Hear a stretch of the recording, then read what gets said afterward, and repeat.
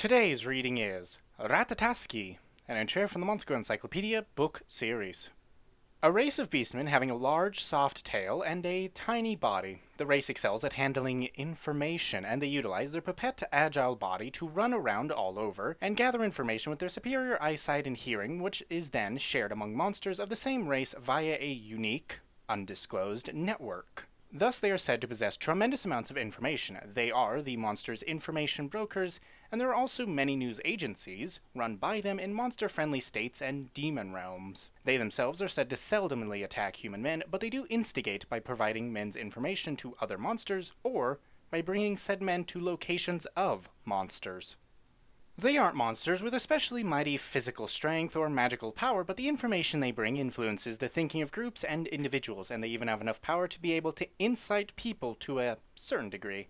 As information brokers, they basically deal in accurate information. However, having a malicious character, they enjoy impelling humans and drawing them into the world of pleasure, leading men and women to have indecent relationships. For that reason, they are also said to instill people with information that includes exaggerations and embellishments.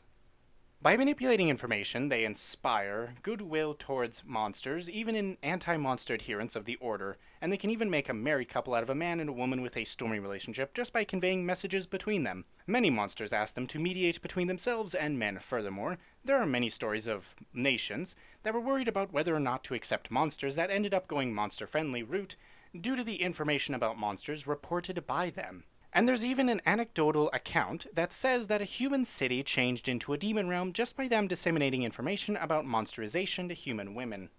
When obtaining a man of their very own, they also make excellent use of information and create situations which their target absolutely cannot escape from. Inducing a man himself to come after them is their forte. However, they are a timid race by nature, and when push comes to shove and it's time to have sex with a man, they just might become bewildered, and they also often lose their nerve and flee when there's a perfect opportunity to violate a man. When they're strongly desired after, overly fanning the flames of a man's passion and driving him wild, they can't understand what happened, and although they might have thought that they had the man in the palm of their hand until then, they may end up like a small female animal, unable to resist the man turned beast and being ravaged as he pleases.